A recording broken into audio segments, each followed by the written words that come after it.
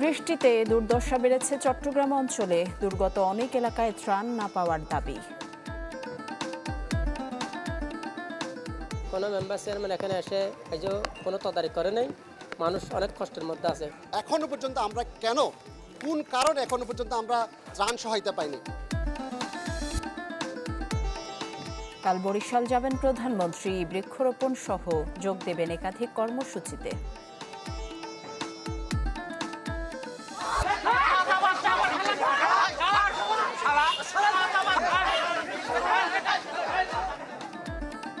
নাটোরে নবজাতক মৃত্যুর অভিযোগে চিকিৎসককে মারধর, হাসপাতাল ভাঙচুর।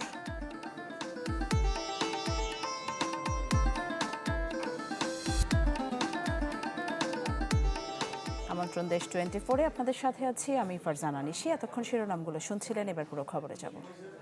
বৃষ্টিতে আরও বেড়েছে বানভাসীদের দুর্ভোগ। অনেক এলাকায় এখনও পৌঁছায়নি ত্রাণ। টানা বৃষ্টিতে চট্টগ্রামের সাতকানিয়ায় নতুন করে বেড়েছে বানের পানি। দুর্গম অনেক এলাকায় এখনও ত্রাণ না পৌঁছায় দীর্ঘ হচ্ছে ভোগান্তি। আর বাঁশখালীতে পানি কিছুটা নামলেও কমেনি দুর্ভোগ। কক্সবাজারেও হচ্ছে থেমে থেমে বৃষ্টি। এখনও পানিবন্দী অনেক এলাকার মানুষ। সেই সাথে আছে পাহাড় ধসের শঙ্কা। অভিযোগ আছে পর্যাপ্ত ত্রাণ না পাওয়ারও। বান্দরবানে বৃষ্টি কমায় নামছে বানের জল, তবে বেড়েছে সাঙ্গু মাতামুহুরী নদীর পানি। সড়ক ভেঙে ও ডুবে যাওয়ায় যোগাযোগ বিচ্ছিন্ন অনেক এলাকা। বন্যা পরিস্থিতির উন্নতি হচ্ছে খাগড়াছড়ি ও রাঙ্গামাটিতেও। আর আগামী 2 দিনে সিলেট, সুনামগঞ্জ, নেত্রকোনা, শেরপুর এবং ময়মনসিংহ অঞ্চলের নদ নদীর পানি বেড়ে নিম্নাঞ্চলে দেখা দিতে পারে স্বল্পমেয়াদী বন্যা। এছাড়া বিপদ সীমা ছাড়াতে পারে উত্তরাঞ্চলের নদ নদীর পানি। এদিকে ভারী বৃষ্টিতে নোয়াখালীর হাতিয়া ও গাজীপুরের বিভিন্ন স্থানে জলাবদ্ধতা সৃষ্টি হয়েছে। এতে দুর্ভোগে পড়েছেন স্থানীয়রা।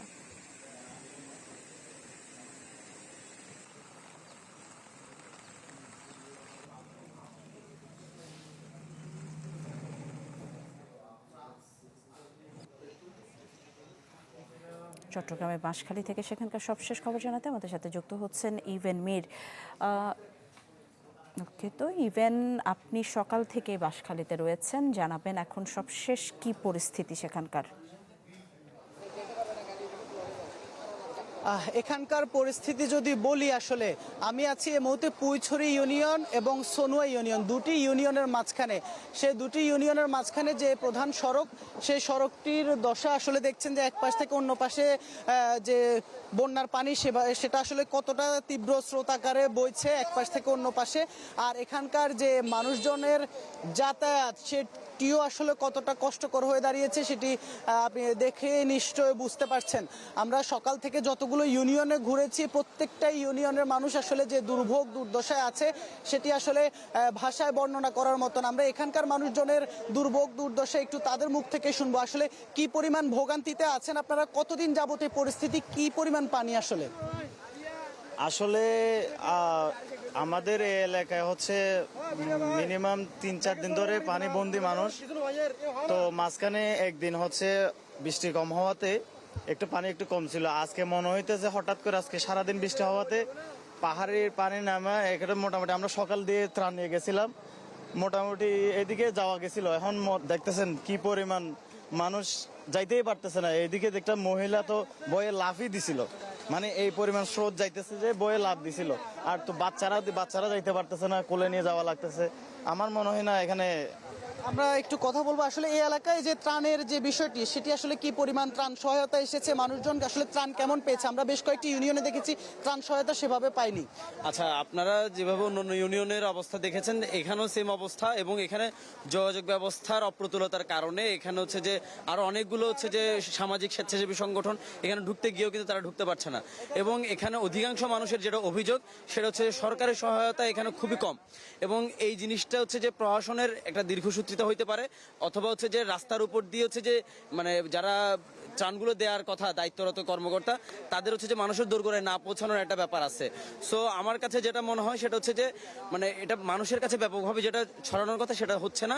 একে তো হচ্ছে যোগাযোগ ব্যবস্থা, দ্বিতীয়ত হচ্ছে যে প্রশাসনের সদিচ্ছা। এবং প্রশাসনের যদি সদিচ্ছা থাকতো তাহলে আমার মনে হয় হচ্ছে যে অধিকাংশ মানুষের কাছে সহায়তাগুলো পৌঁছাতো। শুনছিলেন আসলে এখানকার মানুষ যেভাবে আসলে বর্ণনা করছেন, আমরা ভেতরের দিকটা আসলে যাওয়ার চেষ্টা করছি। ভেতরে আরও যতটুকু আমরা জানতে পেরেছি, কোমর সম পরিমাণ যে পানি, সে পানিতে মানুষজন আটকে আছে। আসলে তারা যে পানিবন্দী, এভাবে আসলে এক সপ্তাহ যাবৎ সাতকানিয়া, বাঁশখালী, পুরো দক্ষিণ চট্টগ্রাম পানির নিচে তলিয়ে আছে। যে সহায়তা, সে সহায়তা পর্যাপ্ত পরিমাণ মিলছে না। এই ছিল বাঁশখালী থেকে সবশেষ। ইভেন মীর, ধন্যবাদ আপনাকে। এই মুহূর্তে নুরুস্তফা মানিক খাগড়াছড়ি থেকে আমাদের সাথে যুক্ত হচ্ছেন। মানিক, জানাবেন খাগড়াছড়ির পরিস্থিতি। নিশি, প্রায় 6 দিন পর খাগড়াছড়িতে কিন্তু আজ অনেকটা বৃষ্টি মুক্ত পরিবেশ ছিল। মানুষ কিন্তু অনেকটা, যাদের প্রয়োজনীয়তা ছিল, যেহেতু সাপ্তাহিক প্রথম দিন কার্যদিবসের, সেখানে মানুষ কিন্তু অনেকটা স্বাচ্ছন্দ্যে তাদের যে কার্যক্রম সেটি করতে আমরা দেখেছি। এবং আমরা যদি বলি, দিঘিনালার মাইনী নদী তীরবর্তী যে মেরুং, সেই মেরুনের কিন্তু পানি নেমে গিয়েছে এবং মানুষ কিন্তু আশ্রয় কেন্দ্র সেরে বাড়িতে পৌঁছে গেছেন। এবং কৃষি বিভাগ থেকে যে ক্ষয়ক্ষতি নিরূপণ, সেই নিরূপণ করে তারা কিন্তু আজকে একটি সংখ্যা প্রকাশ করে, একটি তালিকা প্রকাশ করেছে। প্রায় 1100 হেক্টর আউশ, আমন এবং গ্রীষ্মকালীন যে সবজি, সেই সবজির কিন্তু ক্ষয়ক্ষতির একটি চিত্র তারা কিন্তু তুলে এনেছে তাদের যে প্রতিবেদন, সেই প্রতিবেদন প্রাথমিকভাবে। এবং এর পাশাপাশি গ্রামীণ অবকাঠামো কিন্তু ব্যাপকভাবে ক্ষয়ক্ষতি হয়েছে। সড়ক ভেঙে গিয়েছে, যোগাযোগ বন্ধ আছে অনেক জায়গায়। মহলছড়ির সাথে মোবাছড়ি কিংবা চিংড়িনালা, সেদিকে সড়ক যোগাযোগও কিন্তু বন্ধ আছে। তার বিপরীত চিত্র আমরা দেখছি, এখানে কিন্তু স্থানীয় প্রশাসন, পার্বত্য জেলা পরিষদ, সেনাবাহিনী, বিজিবি থেকে শুরু করে বিভিন্ন সংস্থার পক্ষ থেকে এবং বিএনপির পক্ষ থেকেও কিন্তু এখানে ত্রাণ কার্যক্রম সেটি কিন্তু চালু রাখা হয়েছে। দুর্গত এলাকার মানুষের মাঝে ত্রাণ পৌঁছে দেওয়ার জন্য কিন্তু কার্যক্রম যেটি, সেটি আমরা চলমান দেখেছি। এবং গতকাল দুর্যোগ এবং ত্রাণ মন্ত্রণালয়ের প্রতিমন্ত্রী কিন্তু খাগড়াছড়ি পরিদর্শন করেছেন। তিনি বলেছেন, এই সংকট মোকাবেলার জন্য যা যা করণীয়, যতদিন পর্যন্ত মানুষের পাশে থাকা দরকার তারা তা করবেন বলে আমাদেরকে কিন্তু এবং সাংবাদিকদেরকে, প্রশাসনকে আশ্বস্ত করেছেন। তার পাশাপাশি আরেকটি তথ্য জানিয়ে রাখি নিশি, সেটি হলো এই যে দুর্গত মানুষের জন্য কিন্তু এখন সেনাবাহিনী, বিজিবি, স্বাস্থ্য বিভাগের পক্ষ থেকে কিন্তু, যেহেতু পানি নেমে যাওয়ার পরপর স্বাস্থ্যগত বিভিন্ন সমস্যা দেখা দেয়, ডায়রিয়ার মতো প্রকোপ দেখা দেয়, পানিবাহিত রোগ বালাই, এর কারণে সেই বিষয়গুলোর জন্য কিন্তু স্বাস্থ্য সেবাও কিন্তু নিশ্চিত করা হচ্ছে। সবকিছু মিলিয়ে এই ছিল আমার কাছে খাগড়াছড়ি থেকে দুর্যোগ পরবর্তী পরিস্থিতির খবরাখবর। নিশি। মানিক, ধন্যবাদ আপনাকে। এই মুহূর্তে কক্সবাজার থেকে আমাদের সাথে যুক্ত হচ্ছেন আজিম নিহাদ। নিহাদ, আমরা যেমনটি জানি যে এখনো কক্সবাজারে পানিবন্দী রয়েছেন অনেক এলাকার মানুষ, এবং যেহেতু সেখানে পাহাড় ধসেরও শঙ্কা রয়েছে, যারা ঝুঁকিতে রয়েছেন তারা নিরাপদ আশ্রয় কেন্দ্রে আশ্রয় নিয়েছেন কিনা জানাবেন, পর্যাপ্ত ত্রাণ সহায়তাও সেখানে পৌঁছেছে কিনা? আসলে কক্সবাজারে এই মুহূর্তে ভারী বৃষ্টি কিছুটা কমে গিয়েছে। গতকালও ছিল না, আজকে টানা কয়েক ঘন্টা ছিল, এরপরে এখন বেশ কিছু সময় ধরে বৃষ্টি নেই। ফলে আমরা মাতামুহুরীর বেশ কিছু ইউনিয়নে গেছি, নবগঠিত মাতামুহুরীর প্রায় 7টি ইউনিয়নে কিছুক্ষণ আগে আমরা ঘুরেছি। সেখানে যেটি দেখেছি যে গতকালের তুলনায় পানি আজকে অনেক বেশি নেমে গেছে এবং এখনো নেমে যাচ্ছে। তবে যেই মানুষের মধ্যে ত্রাণের যে হাহাকার, সেটা এখনো বিরাজ করছে। একটু আগে আমরা কথা বলছিলাম ত্রাণ প্রতিমন্ত্রীর সাথে, তিনি যেমনটি বলছেন যে প্রধানমন্ত্রীর নির্দেশে তিনি সরজমিনে দেখার জন্য মাঠ পর্যায়ে এসেছেন এবং যে মানুষরা আসলে আমাদের কাছে, গণমাধ্যমের কাছে একের পর এক অভিযোগ করছে, সেই অভিযোগগুলো তিনি বলছেন যে তারা খতিয়ে দেখবেন কোথায় আসলে সমন্বয়ের অভাব, কোথায় প্রশাসনের যে দোরগোড়ায়, তাদের মানুষের দোরগোড়ায় পৌঁছানোর প্রশাসনের কোনো ঘাটতি আছে কিনা বা গাফলতি আছে কিনা, সেটিও তিনি যাচাই বাছাই করে দেখবেন এবং যাতে করে কোনো অবস্থাতেই মানুষেরা কষ্ট না পায়, তারা যাতে সার্বক্ষণিক খাদ্য, নিরাপদ পানি সহ সামগ্রিক সহযোগিতা পায়, সেজন্য তারা চেষ্টা করে যাবেন। তবে মাঠের বাস্তবতা সত্যিকার অর্থেই ভিন্ন। আমরা এখনো দুর্গত মানুষের মধ্যে ত্রাণের জন্য হাহাকারের চিত্র দেখতে পেয়েছি। পেকুয়াতে কিছু ত্রাণ বিতরণ করা হলেও চকরিয়ার বেশ কিছু জায়গায় কিন্তু ত্রাণ তৎপরতা এখনো পর্যন্ত পৌঁছেনি। অন্যদিকে পাহাড় ধসের যে আশঙ্কা, সেটি কিন্তু দিন দিন বাড়ছে। গতকাল রাতেও একটি পাহাড় ধসের ঘটনা ঘটেছে, সেখানে একজন নারীর পাহাড় ধসে মৃত্যু হয়েছে এবং আপনি জানেন যে এখন পর্যন্ত প্রায় 19 জনের মৃত্যু হয়েছে পাহাড় ধসে। ফলে এই পাহাড় ধস আর বন্যা মিলিয়ে কক্সবাজারে একটা অন্যরকম পরিবেশ তৈরি হয়েছে। যদি বৃষ্টিপাত থেমে যায়, ফলে এটি কমতে পারে বলে আশা করা হচ্ছে। এই ছিল আমার কাছে এখান থেকে সর্বশেষ। ধন্যবাদ আপনাকে। দর্শক দেখছিলেন বৃষ্টি এবং বন্যা পরিস্থিতির খবর জানাতে আমাদের সহকর্মীরা আমাদের সাথে যুক্ত হয়েছিলেন। পরের খবরে যাব। অবর্ণনীয় কষ্ট সঙ্গী করে বানের পানির সাথে লড়ছে চট্টগ্রাম অঞ্চলের 9.5 লাখ মানুষ। প্রাণহানি বেড়ে দাঁড়িয়েছে 44 জনে। সময় যত গড়াচ্ছে, দুর্গত এলাকায় বাড়ছে হাহাকার। ঘরে ঘরে যেন দুর্বিষহ এক পরিস্থিতি। প্রশাসন চেষ্টা চালালেও এমন অনেক এলাকা আছে যেখানে এখনো পৌঁছেনি ত্রাণ বা সহায়তা। সবচেয়ে বেশি নাজুক সাতকানিয়া, বাঁশখালী এবং চকরিয়ায়। ঘুরে এসে জানাচ্ছেন রনি দত্ত, ছবি তুলেছেন সেলিমুল্লাহ। সাতকানিয়া নলুয়া ইউনিয়ন, যতদূর চোখ যায় কেবল থই থই পানি। বোঝার উপায় নেই পানির নিচে তলিয়ে আছে সড়ক, ফসলি জমি, মাঠ, কবরস্থান, পুকুর। দূর থেকে অনেকটা দ্বীপের মতো লাগছে মানুষের বসতঘর, কোথাও কোথাও সেটিও বোঝার উপায় নেই।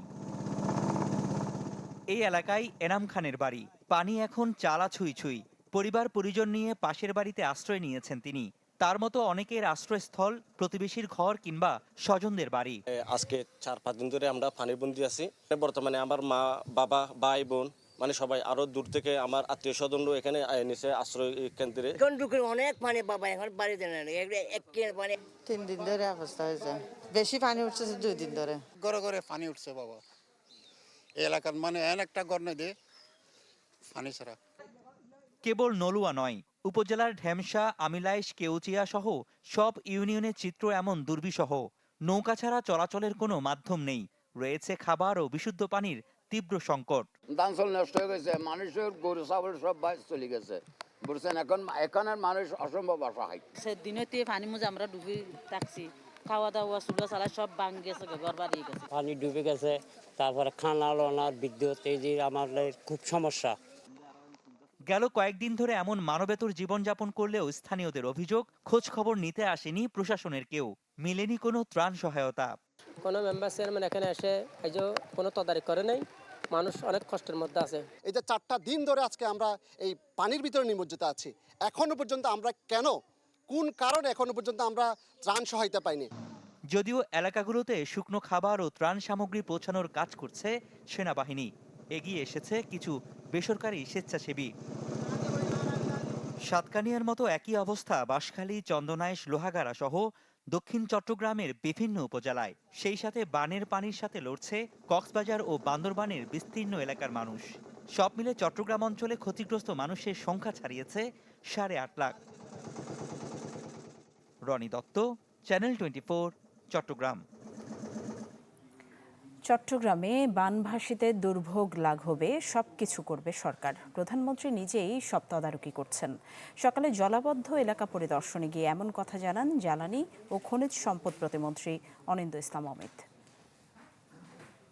আমি আপনাদেরকে আশ্বস্ত করছি, তারেক রহমান শুধুমাত্র এই সময় আপনাদের মুখে খাবার তুলে দিয়েই তার দায়িত্ব শেষ করবেন না। উনি আপনারা এই বৃষ্টির পানি, বন্যার পানি নেমে যাওয়ার পর যেন আবার স্বাভাবিক জীবনে ফেরত যেতে পারেন, তার জন্য যেটি করা প্রয়োজন তিনি করবেন, অর্থাৎ পুনর্বাসনের ক্ষেত্রে তিনি কাজ করবেন বলে কথা দিয়েছেন। প্রধানমন্ত্রী হিসেবে প্রথমবারের মতো কাল বরিশালে যাবেন তারেক রহমান। এতে উচ্ছ্বসিত বিভাগের নেতাকর্মীরা। তার আগমন ঘিরে চলছে ব্যাপক প্রস্তুতি, নিশ্চিত করা হয়েছে নিশ্ছিদ্র নিরাপত্তা। প্রধানমন্ত্রী হিসেবে প্রথমবার তারেক রহমানের বরিশাল সফর, তাই উচ্ছ্বাসের শেষ নেই নেতাকর্মীদের। চলছে ব্যাপক প্রস্তুতি। আমাদের নেতাকর্মীদের মধ্যে একটা দারুণ উৎসাহ উদ্দীপনা আমরা লক্ষ্য করছি। আমরা সবাই অধীর আগ্রহে তাকে অভিনন্দন জানাবার জন্য আমরা বসে আছি। সফরে বরিশালের গৌর নদীতে বৃক্ষরোপণ কর্মসূচিতে অংশ নেবেন প্রধানমন্ত্রী। এছাড়া কথা রয়েছে বিএনপির স্থানীয় নেতাকর্মীদের সাথে সাংগঠনিক সভার। সেনাবাহিনীর গ্রীষ্মকালীন যে মহড়া আছে সেটা উনি পরিদর্শন করবেন। এরপরে গৌর নদীতে বাটাজোরে একটা খাল খনন কর্মসূচি রয়েছে, তারপরে বরিশালে বৃক্ষরোপণ কর্মসূচি রয়েছে। চারিদিকে সৌন্দর্যতা রক্ষা, পরিচ্ছন্নতা এবং শিল্পকলা একাডেমি, সেখানেও আমরা গিয়েছি। শিল্পকলা একাডেমিকে সেই প্রোগ্রামটা কীভাবে সাকসেসফুল করা যায় সেই ব্যাপারে আমরা কাজ করে যাচ্ছি। প্রধানমন্ত্রীর আগমন উপলক্ষে চলছে পরিষ্কার পরিচ্ছন্নতা, নেওয়া হয়েছে নিশ্ছিদ্র নিরাপত্তা ব্যবস্থা। নিরাপত্তা সংক্রান্তে সেই কাজগুলো কিন্তু আমরা অলরেডি শুরু করে দিয়েছি এবং আমরা আশা করি মাননীয় প্রধানমন্ত্রীর আগমন অত্যন্ত সুন্দর হবে, নির্ঝঞ্ঝাট হবে। কনসার্ন সবাই আছেন, সকল রাজনৈতিক নেতৃবৃন্দরা আমাদেরকে সহযোগিতা করছেন। আমরা আশা করি খুব সুন্দর এবং সার্থকভাবে আমরা অনুষ্ঠানটি করতে পারব। ভাঙা বরিশাল কুয়াকাটা মহাসড়ক 6 লেনে উন্নীত করা, ভোলার সাথে বরিশালের সংযোগে সেতু নির্মাণ কাজ করবেন প্রধানমন্ত্রী, এমন প্রত্যাশা বরিশালবাসীর। সকাল 6:30টায় সড়ক পথে বরিশালের উদ্দেশ্যে রওনা দেবেন প্রধানমন্ত্রী। কাউসার হোসেন রানা, চ্যানেল 24, বরিশাল। রাজধানীর বাইরেও বৃষ্টিতে বিভিন্ন স্থানে জলাবদ্ধতা দেখা দিয়েছে। আরও খবর জানাতে গাজীপুর থেকে আমাদের সাথে সরাসরি যুক্ত হচ্ছেন রফিকুল ইসলাম খান এবং সুনামগঞ্জ থেকে যুক্ত হবেন আমাদের আরেক সহকর্মী। আমরা শুরুতে রফিকুল ইসলাম খানের কাছে যাব। রফিক, জানাবেন গাজীপুরের সড়ক মহাসড়কগুলোর এখন কি পরিস্থিতি?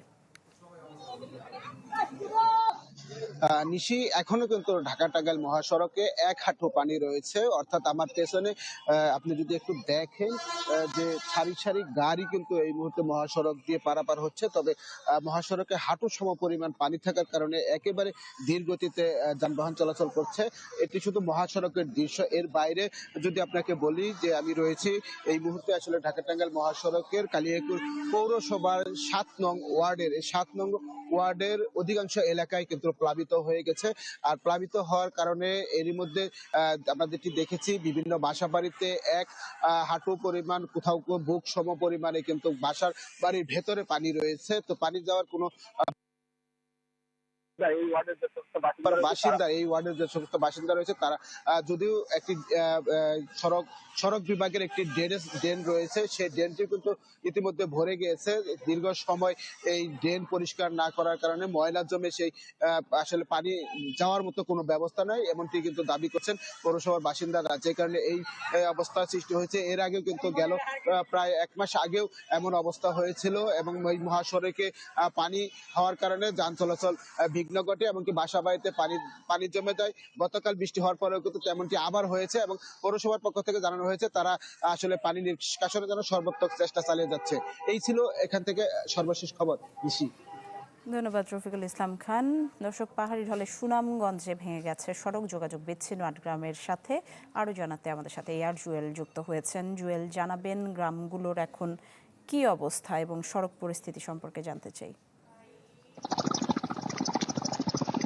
নিশি, যদি আসলে বন্যার সার্বিক পরিস্থিতি বলি, গেল কয়েকদিন টানা বৃষ্টিতে কিন্তু সুনামগঞ্জে নদ-নদী পানি বৃদ্ধি পেয়েছে, সেই সাথে আছে পাহাড়ি ঢল। আজকে যদিও বৃষ্টিপাত কম, তারপরও নদ-নদীর পানি বাড়ছে, যার ফলে কিন্তু এই যে পাহাড়ি ঢল সেটি অব্যাহত থাকাকালে আসলে এই পানিগুলো বাড়ছে। এবং সুনামগঞ্জের যে জগন্নাথপুর উপজেলার যে কুশিয়ারা যে নদী, সেই নদীতে আসলে পাহাড়ি ঢলের চাপেই সেই সড়কটি ভেঙে যে প্রায় 8 গ্রামের 5,000 মানুষ ভোগান্তিতে আছেন, সেটি আসলে পানি বিপদসীমা ছাড়িয়েছে সেই অঞ্চলে। এবং এছাড়াও উপজেলার যে খাসিয়ামারা নদী, সেই নদীতেও আসলে পাহাড় ঢলে এই পানির চাপে আসলে এই বিপদসীমা কাছাকাছি চলে আসছে। যদিও সুনামগঞ্জে সুরমা নদীর পানি এখনো বিপদসীমার 34 সেন্টিমিটার নিচে আছে, তারপরও সুরমা নদীর পানি কিন্তু গেল কয়েক ঘন্টায় বৃষ্টিপাত থেমে থেমে বৃষ্টি হচ্ছে এবং এই বৃষ্টিপাতের কারণে নদীর পানি ক্রমেই বাড়ছে। যদি সুনামগঞ্জে বৃষ্টিপাত না হয়, তাছাড়াও ভারতের মেঘালয়, চেরাপুঞ্জি সেই সব এলাকায় এই বৃষ্টিপাতের কারণে কিন্তু এই নদীর পানি আসলে বাড়ছে।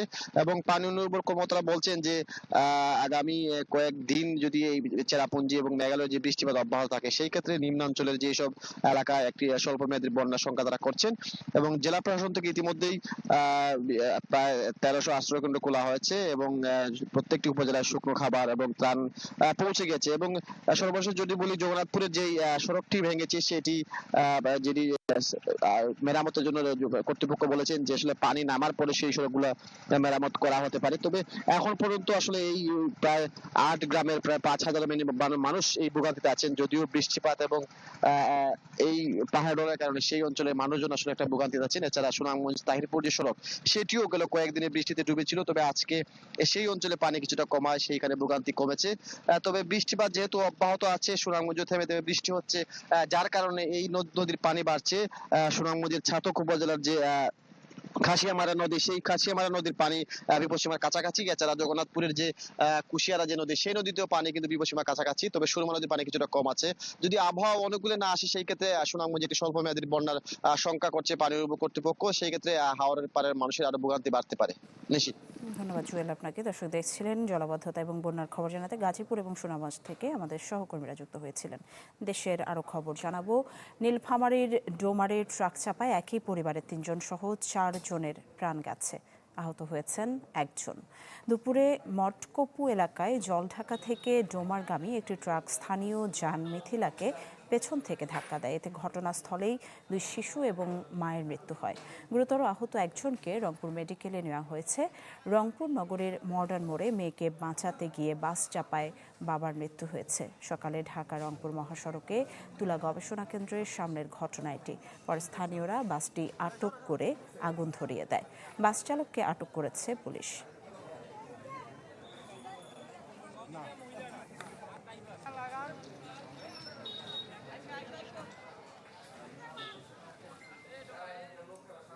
দর্শক, জাতীয় সংসদের দক্ষিণ প্লাজায় ব্যারিস্টার জমির উদ্দিন সরকারের জানাজা হচ্ছে। আমরা সরাসরি চলে যাচ্ছি সেখানে অংশ নিয়েছেন প্রধানমন্ত্রী তারেক রহমান। এছাড়াও তিনি ঠাকুরগাঁও জেলার ব্যারিস্টার জমির উদ্দিন সরকার উচ্চ বিদ্যালয় এবং পঞ্চগড়ের ভজনপুরের বেগম ফখরুন্নেসা আলিম মাদ্রাসার অন্যতম প্রতিষ্ঠাতা। তিনি বহু মসজিদ, মাদ্রাসা, স্কুল, কলেজ এবং দাতব্য প্রতিষ্ঠান। মৃত্যুকালে তিনি কন্যা ও 2 পুত্র সন্তান সহ অনেক আত্মীয় স্বজন ও গুণগ্রাহী রেখে গেছেন। তার পুত্র ব্যারিস্টার নওশাদ জমির বর্তমান জাতীয় সংসদের মাননীয় সদস্য। বিশিষ্ট রাজনীতিবিদ ব্যারিস্টার জমির উদ্দিন সরকারের মৃত্যুতে জাতি এক অভিজ্ঞ পার্লামেন্টারিয়ান এবং আইনজ্ঞকে হারালো এবং তার মৃত্যুতে দেশ ও জাতির অপূরণীয় ক্ষতি হলো। মরহুমের বিদেহী আত্মার মাগফিরাত কামনা ও শোকসন্তপ্ত পরিবারের প্রতি আমরা গভীর সমবেদনা প্রকাশ করছি। আল্লাহ হাফেজ। আসসালামু আলাইকুম। ধন্যবাদ মাননীয় ডেপুটি স্পিকার। এই পর্যায়ে সংক্ষিপ্ত বক্তব্য রাখবেন মাননীয় চিফ হুইপ জনাব নুরুল ইসলাম মনি স্যারকে অনুরোধ করছি।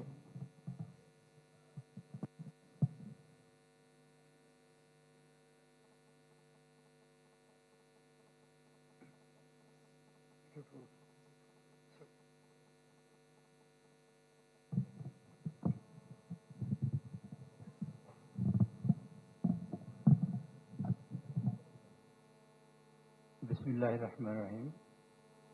সম্মানিত আমাদের মাননীয় প্রধানমন্ত্রী, মাননীয় হুইপবৃন্দ, মন্ত্রিপরিষদের সদস্যবৃন্দ, মাননীয় সংসদ সদস্যবৃন্দ, আসসালামু আলাইকুম রহমতুল্লাহ বারাকাতুহু।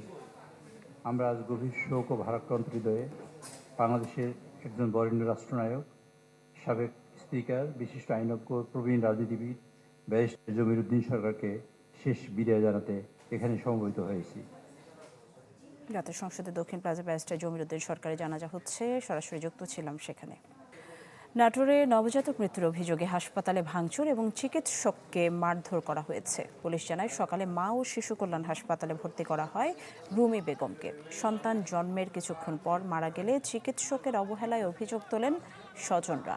এক পর্যায়ে হাসপাতালে ভাঙচুর এবং ডাক্তারকে মারধর করা হয়। খবর পেয়ে পুলিশ গিয়ে পরিস্থিতি নিয়ন্ত্রণে আনে।